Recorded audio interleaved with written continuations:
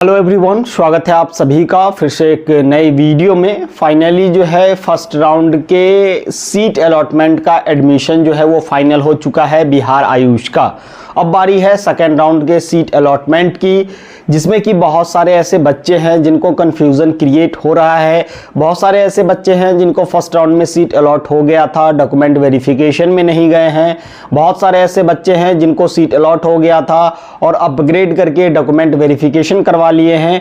इन सभी जो भी बच्चे हैं जिनके सारे डाउट्स हैं सेकेंड राउंड काउंसलिंग को लेकर के, इस वीडियो में पूरी डाउट्स को क्लियर करेंगे और काउंसलिंग के क्या क्या गाइडलाइंस है, क्या रूल्स है, इसके बारे में पूरी डिटेल में हम इस वीडियो में जानेंगे। अगर चैनल पे नए हैं तो चैनल को सब्सक्राइब कर लीजिए ताकि आने वाले हर एक वीडियो के अपडेट सबसे पहले आपको मिल सके। और वीडियो को पूरा देखिएगा, तभी आपको छोटी से छोटी जो बातें हैं वो समझ में आपको आएंगी। ये जो है BCEC का ऑफिशियल वेबसाइट है। सबसे पहले हम लोग जो गौर करने वाली बात है वो है आपको क्या करना है कि बहुत सारे ऐसे बच्चे भी हैं जिन्होंने फर्स्ट राउंड में न तो रजिस्ट्रेशन किया था और न ही चॉइस फिल किया है। वीडियो को पूरा देखिएगा, मैं हर एक पॉइंट को इस वीडियो में डिस्कस करने वाला हूँ। तो जैसा कि फर्स्ट राउंड में जिन बच्चों ने रजिस्ट्रेशन किया था, फॉर्म ऑनलाइन करने के बाद मेरिट लिस्ट आया था, उसके बाद रजिस्ट्रेशन करके चॉइस फिलिंग किया था, उनका सीट अलॉटमेंट रिज़ल्ट जो है वो 4 तारीख को आ गया। उसके बाद डॉक्यूमेंट वेरिफिकेशन का जो डेट था वो 4 तारीख से लेकर के 7 तारीख तक था, ठीक है। उसके बाद बच्चों क्या है कि डायरेक्ट सेकेंड राउंड के सीट अलॉटमेंट का डेट जो है वो दिया गया है। इसमें चॉइस फिलिंग की बात जो है वो सेकेंड राउंड के लिए नहीं की गई है कि सेकेंड राउंड में आप नया चॉइस फिल कर सकते हैं या न्यू रजिस्ट्रेशन कर सकते हैं। आपको सेकेंड राउंड के लिए चॉइस फिल का मौका जो है वो नहीं मिलेगा, चॉइस एडिटिंग का मौका जो है वो आपको नहीं मिलेगा। तो यहाँ पर एक बात समझने वाली है कि आप सेकेंड राउंड में न्यू रजिस्ट्रेशन नहीं कर पाएंगे। अगर काउंसलिंग में पार्टिसिपेट नहीं किए हैं तो आपको थर्ड राउंड में डायरेक्ट मौका मिलेगा। इस बार टोटल 4 राउंड की काउंसलिंग होगी, जिसमें कि एक जो 4th राउंड होगा वो वैकेंसी स्ट्रे राउंड होगा, ठीक है। अगर ऑल इंडिया कोटा के बाद थर्ड राउंड के बाद अगर आपको कोई सीट अलॉट होता है तो बिहार में आपको थर्ड राउंड में बैन कर दिया जाएगा। अगर आप ऑल इंडिया कोटा से आपको कोई सीट अलॉट होता है, अगर डॉक्यूमेंट वेरिफिकेशन में नहीं भी जाते हैं ना, लेकिन फिर भी आपको बिहार में जो है वो ब्लॉक कर दिया जाएगा। तो आपको सारी चीज़ें ध्यान में रखनी है बच्चों। इस बार क्या है कि BAMS का, BUMS, BHMS का भी कट ऑफ जो है काफ़ी हाई गया है बिहार में। उस पर मैंने बहुत सारे वीडियोस जो है वो बना दिए हैं। अगर आप लोगों ने उस वीडियो को नहीं देखा है तो जा करके देखिए। सेकेंड राउंड का जो सीट अलॉटमेंट होगा वो फर्स्ट राउंड के चॉइस फिलिंग के बेस पर ही होगा। अब यहाँ पे कन्फ्यूज़न ये क्रिएट हो रहा है कि जिस भी बच्चे का सीट अलॉटमेंट नहीं हुआ है फर्स्ट राउंड में, वो जो फर्स्ट राउंड में चॉइस फिलिंग किए थे उसी के बेस पे सेकेंड राउंड सीट अलॉटमेंट का वेट करेंगे। अगर उनका कट ऑफ जाता है तो उनको सीट अलॉटमेंट जो है वो हो सकता है। जो बच्चे फर्स्ट राउंड में डॉक्यूमेंट वेरिफिकेशन में नहीं गए हैं उनका फ्री एग्जिट माना जाएगा और वो सेकेंड राउंड काउंसलिंग के लिए भी एलिजिबल नहीं रहेंगे। हालांकि थर्ड राउंड में पार्टिसिपेट कर सकते हैं। उसके बाद जो बच्चे सीट अलॉट हो गया है जिनको वो अपग्रेड किए हैं तो अच्छी बात है, ठीक है। आपको सेकेंड राउंड का वेट करना है। अगर वही कॉलेज रिटेन रह जाता है तो आपको जा कर के एडमिशन जो है वो लेना पड़ेगा।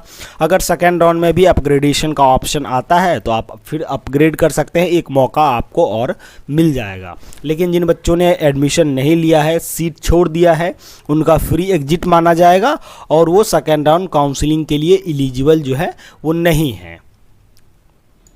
जब सेकेंड राउंड का सीट अलॉटमेंट आएगा 11 तारीख को, ठीक है, उसका डॉक्यूमेंट वेरिफिकेशन 12 और 14 के बीच में होना है। 12 से लेकर के 14 के बीच में डॉक्यूमेंट वेरिफिकेशन सेकेंड राउंड वालों का होगा।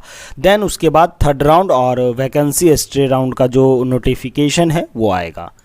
कुछ नोटिफिकेशन और गाइडलाइंस है जिसको आपको काउंसलिंग के समय ध्यान में रखना है। देखिए यहाँ पे लिखा गया है all round counselling first round, second round, third round and vacancy stray round will be online. मतलब कि सारे राउंड की जो काउंसलिंग होगी वो ऑनलाइन होगी, ठीक है। Registration choice filling shall be done only once at the basis of seat allotment on the round 1 and round 2, ठीक है। जो चॉइस फिलिंग रजिस्ट्रेशन होगा वो फर्स्ट राउंड सेकेंड राउंड के लिए एक ही बार होगा।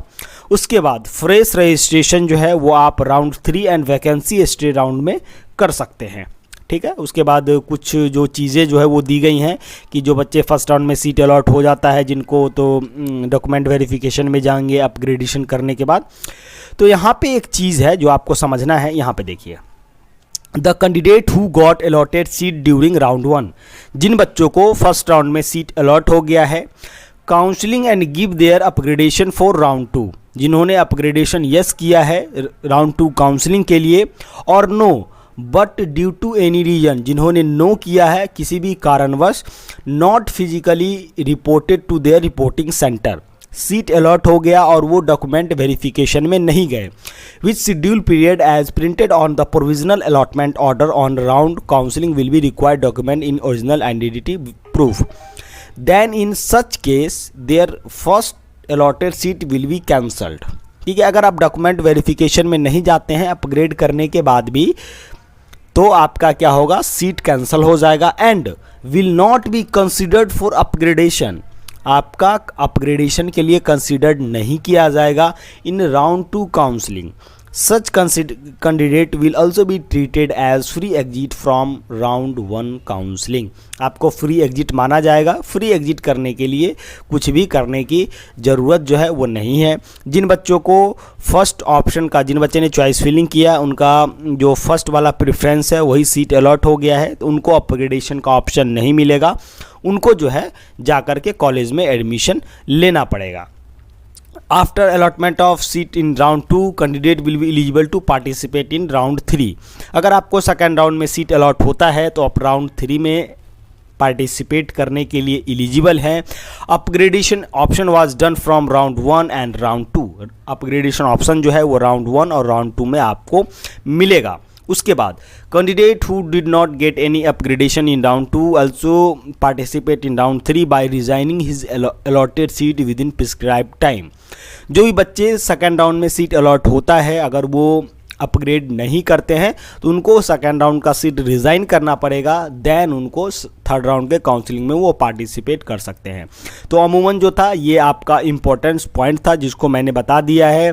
जो बच्चे सीट छोड़ दिए हैं, ठीक है, डॉक्यूमेंट वेरिफिकेशन में नहीं गए हैं, उनको सेकेंड राउंड काउंसलिंग में पार्टिसिपेट नहीं करने दिया जाएगा, यहाँ पे क्लियरली जो है वो मेंशन किया गया है। ठीक है, जो भी बच्चे, किन्हीं को कोई डाउट होता है, कुछ भी होता है, तो बच्चों क्या है ना कि आप मेरा वीडियोस पूरा देखा कीजिए, आप कॉल या मैसेज जो है वो डायरेक्ट मत कीजिए, क्योंकि मेरे पास भी बहुत सारे काम होते हैं, मैं आपका फ़ोन जो है वो रिसीव नहीं कर पाऊँगा। जो भी पेड काउंसलिंग वाले बच्चे हैं उनको मेरा एक दूसरा नंबर है वो दिया गया है, आप उन पे कांटेक्ट कर सकते हैं। आप, हमारी जो एक्सपर्ट की टीम है वो आपसे कांटेक्ट में रहेगी और टच में रहेगी। अगर आपने अभी तक हमारे व्हाट्सएप ग्रुप, टेलीग्राम ग्रुप को ज्वाइन नहीं किया है तो ज्वाइन कर लीजिए, वीडियो के डिस्क्रिप्शन बॉक्स में लिंक दिया गया है।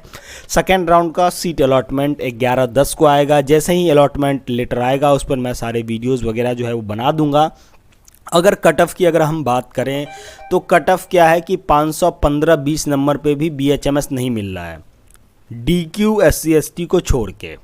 ठीक है, वही अगर BC कैटेगरी की बात करें, ठीक है, जनरल BC OBC की बात करें, EWS की बात करें, तो जो RSC पटना है उसका कट ऑफ 560 के प्लस है। ठीक है, RSC बेगूसराय जो है उसका 535-40 प्लस है कट ऑफ। ठीक है, और सेकेंड राउंड में क्या है कि न्यू रजिस्ट्रेशन नहीं होता है तो कट ऑफ थोड़ा सा जो है वो कम होगा। ठीक है, थोड़ा सा ज़्यादा रैंक 100-150 रैंक जो है वो ज़्यादा जाएगा। ठीक है, वही थर्ड राउंड में क्या होगा, फिर से कट ऑफ इंक्रीज़ कर जाएगा, क्योंकि थर्ड राउंड में बहुत सारे ऐसे बच्चे हैं जिन्होंने फॉर्म ऑनलाइन नहीं किया था, उनको फॉर्म ऑनलाइन और काउंसलिंग में पार्टिसिपेट करने का मौका जो है वो नए तरीके से मिलेगा।